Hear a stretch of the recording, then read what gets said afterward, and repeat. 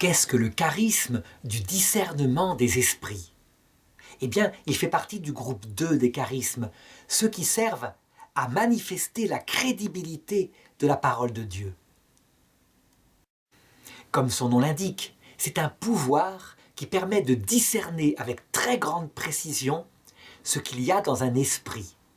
Ça peut être l'esprit de quelqu'un qui est en train de se confesser. Par exemple, le Padre Pio recevait des personnes en confession, et ces personnes-là parfois cachaient un gros péché, elles avaient trop honte. Alors il le leur sortait.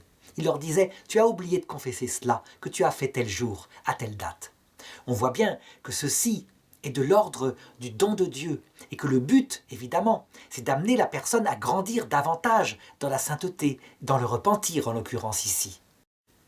Par contre, ce qui est bouleversant pour la personne qui s'entend dire ça, c'est qu'elle devine que le prêtre a lu dans son esprit, et donc elle voit bien qu'il a la puissance de Dieu.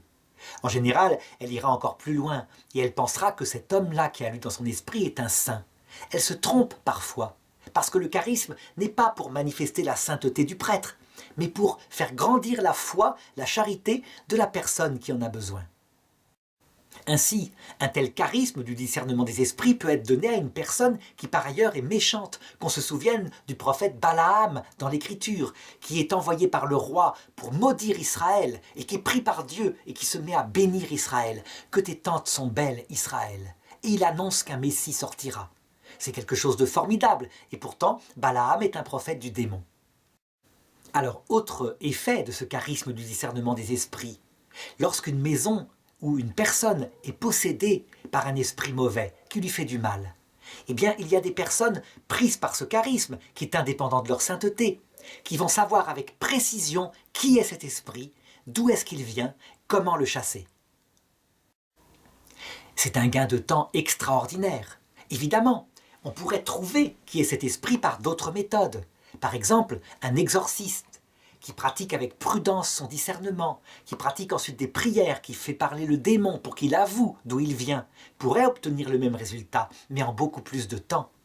Lorsque le charisme de discernement des esprits est là, on délivre une personne instantanément. Il suffit d'appliquer ce que l'Esprit Saint lui a dit de faire. Et donc, évidemment, pour les gens, en particulier en Afrique où il y a beaucoup de possessions démoniaques, c'est la marque que véritablement les paroles du Christ sont crédibles, que l'Esprit du Christ est plus puissant que le démon. Donc ça augmentera sa foi, ça l'amènera à davantage de pratiques religieuses. C'est le but des charismes,